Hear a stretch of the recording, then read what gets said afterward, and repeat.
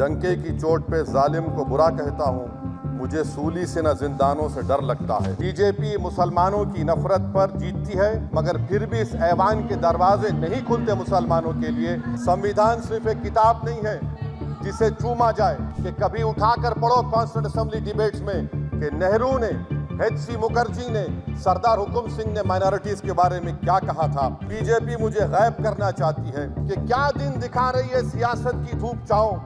जो कल सपूत थे वो कपूतों में आ गए, थे इस कदर अजीम के पैरों में ताज थे, इतने हुए जलील के जूतों में आ गए।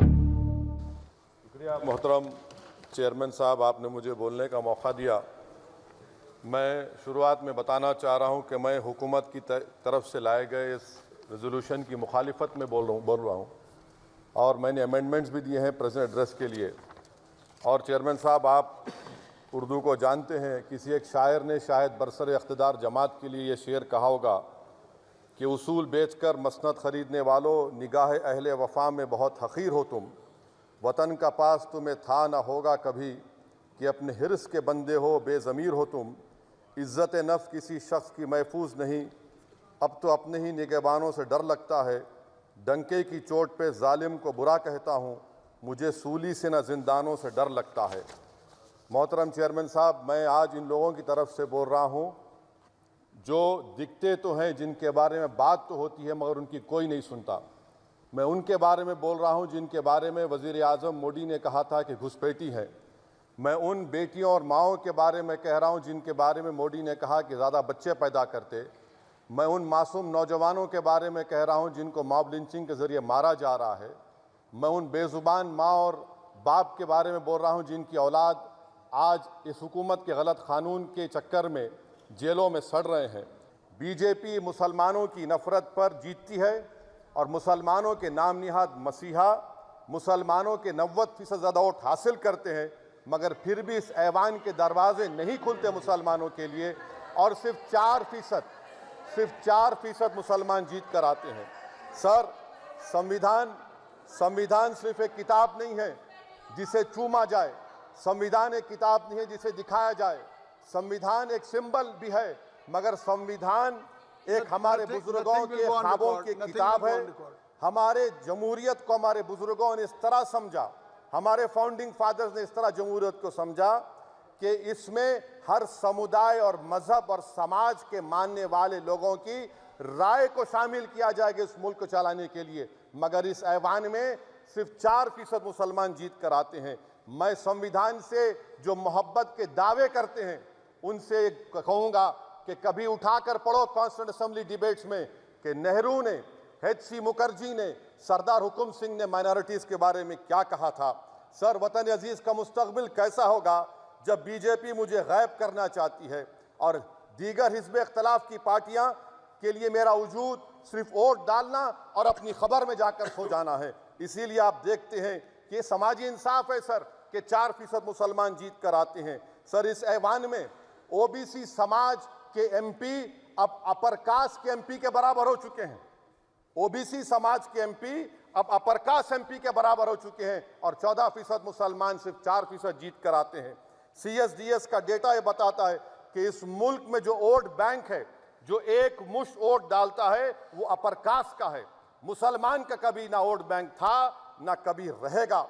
सर, 4 जून के बाद 6 मुसलमानों की मॉब लिंचिंग हुई, 11 घरों को मध्य प्रदेश में मोदी के बुलडोजर ने निस्तनाबूद कर दिया। हिमाचल प्रदेश में एक मुसलमान के दुकान को लूट लिया गया और हिज़्ब इख्तिलाफ की पार्टियों की तरफ से सन्नाटा है। शायद अब वक्त आ चुका है कि लफ्ज़ मुसलमान का नाम लेना भी अब उस पर पाबंदी आयद कर दी जाएगी। अपने प्रारंभिक भाषण में माननीय आप लोग बैठ जाएं। माननीय सदस्य ने अपने प्रारंभिक भाषण में जो शब्द प्रयोग करा है उसको ऑथेंटिकेट करा जाए। और अभी उन्होंने उल्लेख करा कि मोदी के बुलडोजर ने वहाँ मॉब लिंचिंग करा है, उसको भी ऑथेंटिकेट करा जाए। निश्चित तौर से इसको ठीक है। उवैसी साहब, जब भी कोई बात नहीं सर, आप चेयर पर बैठे हैं जी, इसलिए आप मंत्री जी को पेट में दर्द हुआ, माशाल्लाह, शुक्रिया उनका। नहीं, तो सर मैं ये बोल रहा था, जवाबदेही है ये नहीं मंत्री इससे की बुरी जवाब बात क्या है? दें। पेट में दर्द हो सकता है। वो दर्द ये सब ठीक अच्छा, नहीं। दर्द हुआ, चलिए दर्द हुआ, दिल का दर्द हुआ। तो सर, जो नरेंद्र मोदी को मैंडेट मिला है वो सिर्फ और सिर्फ मुसलमानों की नफरत पर हिंदुत्व की वजह से मिला है।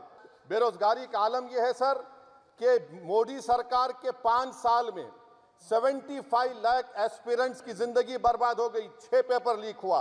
बेरोजगारी का आलम यह है सर कि रशिया जा रहे हैं, वहां जाकर अपनी जानों को दे रहे हैं। बेरोजगारी का आलम यह है कि नरेंद्र मोदी रोजगार का कैंप चलाती है नौजवानों के लिए कि तुम इजराइल में जाकर काम करो, उनको कैनन फॉडर बना रही है ताकि फलस्तीनियों की जायदादों को हड़प कर सकें। ये भी कंक्लूड मैं, अरे सर मेरा टाइम है। कहाँ टाइम है सर, आप ये टाइम ले लिए मेरा। सर मैं 2 मिनट दीजिए। ये विश्वगुरु की पॉलिसी है। इजराइल को 27 टन हथियार जा रहा है। 9 मिलियन भारत के लोग गल्फ में काम करते हैं, क्या असर पड़ेगा? 47,000 इजरायली फलस्तीनी मार चुके हैं। क्या है हमारी पॉलिसी सर? क्यों हथियार दे रहे हैं सर? नस्लकशी हो रही है। सदर जमहूरिया के खुतबे में राष्ट्रपति के सर, मैं उसी पे बोल रहा हूं सर, उसमें लिखा हुआ है फॉरेन पॉलिसी के ऊपर, आप पैराग्राफ नंबर 25 देख लीजिए। सदर जमहूरिया में सैचुरेशन अप्रोच है।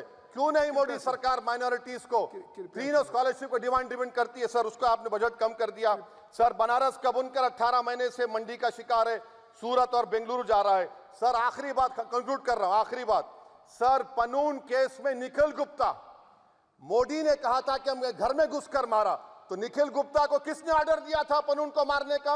अगर नहीं दिया तो उसको बचाइए, और अगर दिया नहीं तो फिर उस पर पीएमएलए क्यों नहीं लगाकर? सर समाप्त करो। कमेटी बनाई आपने, उसका क्या हुआ? सर हम एससीओ को नहीं जा रहे। सर मैं आपको बता रहा हूं कि मैं अपनी इस तकरीर को टीपू सुल्तान की नजर, सुनिए सर, अब हो गया, खत्म कर रहा हूं सर। मैं अपनी तकरीर को टीपू सुल्तान के नजर कर रहा हूं। ये टीपू सुल्तान की फोटो है, क्या आप इससे भी नफरत करेंगे सर? ये संविधान में टीपू सुल्तान की फोटो है जिस पर वल्लभ भाई पटेल ने साइन किया, श्यामा प्रसाद मुखर्जी ने साइन किया। ये आपकी नफरत है सर। आखिर में मैं अपनी बात को खत्म कर रहा हूं इस शेर पर कि क्या दिन दिखा रही है सियासत की धूप छांव। जो कल सपूत थे वो कपूतों में आ गए, थे इस कदर अजीम के पैरों में ताज थे, इतने हुए जलील के जूतों में